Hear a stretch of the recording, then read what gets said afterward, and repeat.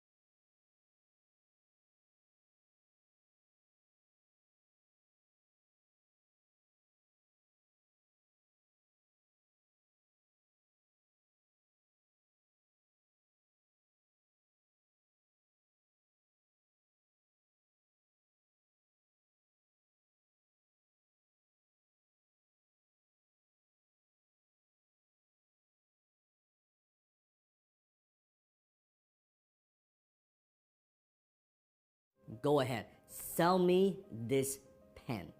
Today I'm going to teach you how to sell anything to anyone, anytime. Now, when it comes to selling, when it comes to closing, there's so many techniques and so many ways. Today I'm going to share with you 3 powerful secrets that you can use to sell anything to anyone. The very first secret is this.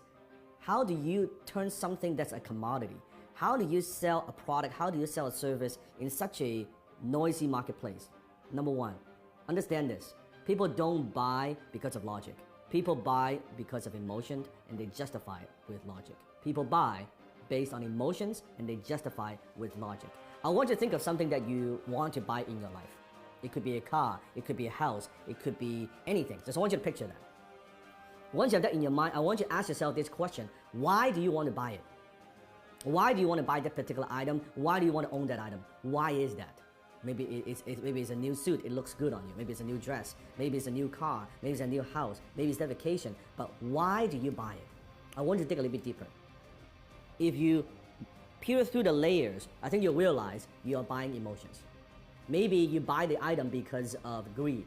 You want to make money or you want to save money. Or maybe it's because of generosity, that by buying this item is going to help other people. Have you noticed sometimes, even there are companies out there, if you buy this particular product, they're going to donate a certain amount to charities? Maybe you buy because of generosity. Maybe because of shame, that if I don't buy this, I'll look foolish. If I don't own this, I'll look foolish. Or maybe it's fear, that if I don't buy this, I'm going to be missing out. I don't want to miss out. Maybe it's an escape, that you go on the vacation, your 9-to-5 job is driving you fucking crazy, and you say, oh man, I need some time off. Maybe doing it, buying it because of escape. Whatever those reasons are, those are very often emotional reasons. So you buy because of emotion, and you justify with logic. So think about when you're selling something to somebody. Are you just talking about features and benefits? What this thing would do for you? Or are you pushing those emotional hot buttons? I remember one time I was in Harry Rosen, which is a very well-known kind of menswear store, high-end in Vancouver. I walked into the store and I was walking by the Tom Ford section. And the salesman approached me and said, sir, is there anything I can help you with? I said, no, I'm just browsing around. And he said, do me a favor. Put this suit on.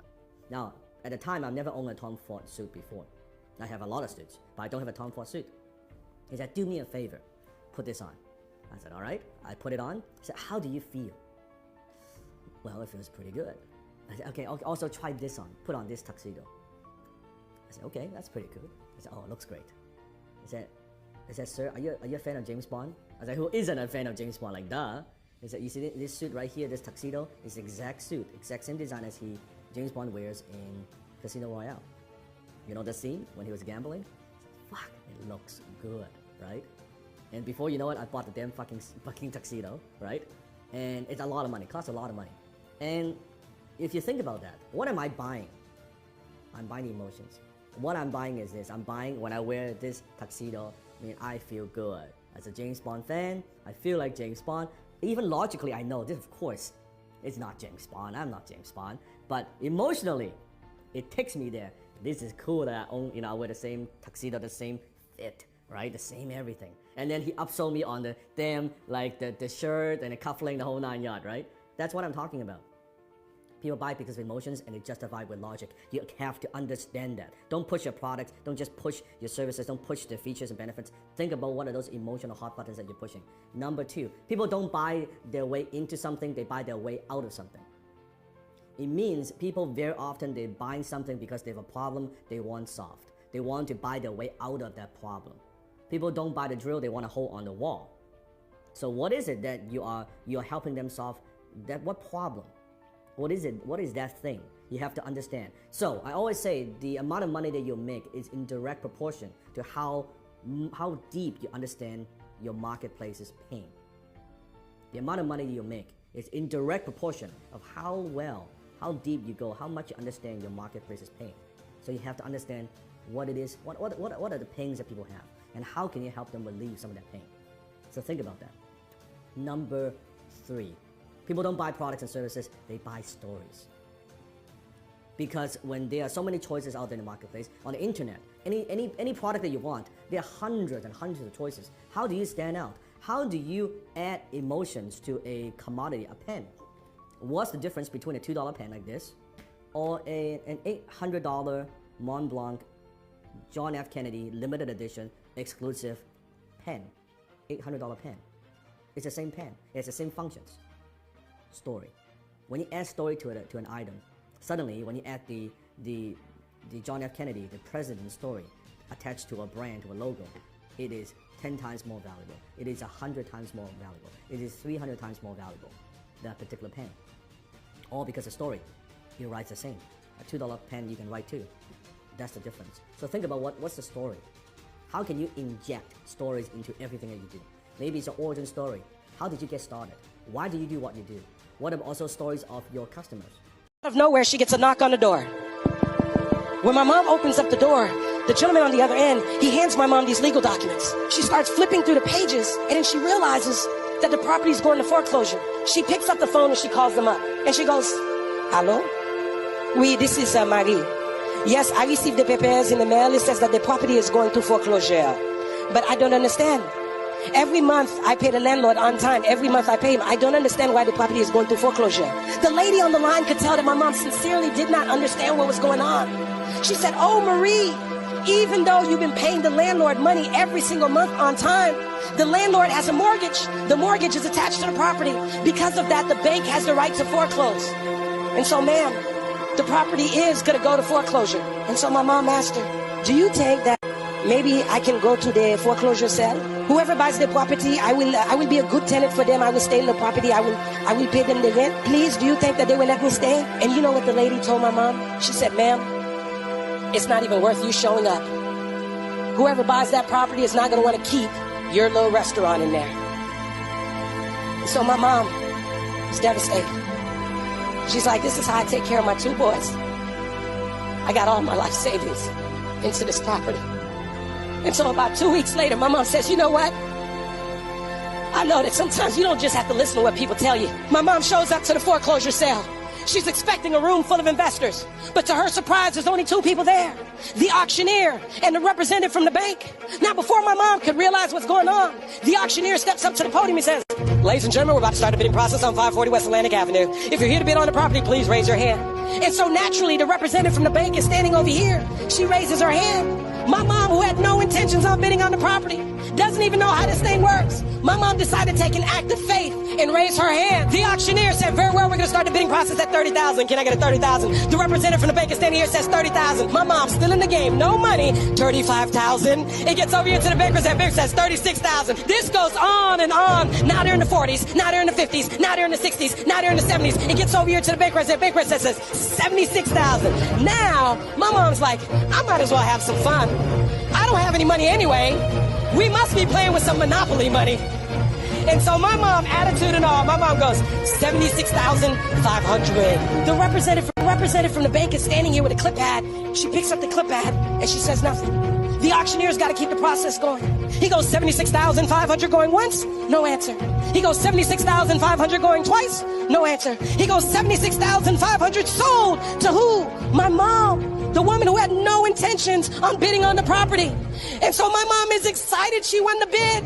And then she's like, "Wait a second, I actually have to have the money." And so they told her, "You got 30 days to come up with the money." And so my mom would go home. She'd pull out a notepad and she'd start writing down the names of all of her friends and all of her family members, one by one. And she would call them up and tell them the story. Some would lend her 1,000. Some would lend her 2,000. Some would lend her 3,000. Some lend her 4,000. Some lend her 5,000. And she's 3 days away. And she's still $30,000 short. My mom's thinking, maybe this isn't meant to be. And then her telephone rings. And it's her friend Yvonne's. And when her friend calls her up, my mom says, "Yvonne's, no, it's too late. I have 3 days. I still need $30,000. Yvonne said, "No, Marie, listen. I know you've been calling us. But me and my husband, we've been saving up money to buy a house. We heard you call us. We heard the voicemails. Right now, we've saved up $30,000. We prayed about it. We talked about it. And we want to lend you the $30,000.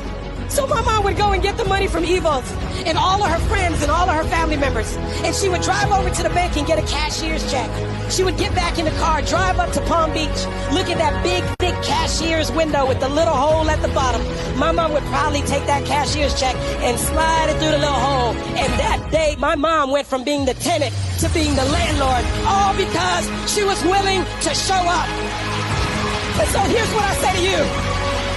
There are going to be times that you're going to be wondering, why should I keep showing up and working my business? Why should I keep picking up the phones and making the phone calls? Why should I keep fighting for my goals and fighting for my dreams?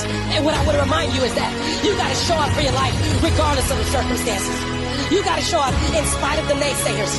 You got to show up in spite of the conversation going on in your mind. You got to show up for your life. Because if you don't, nobody else will.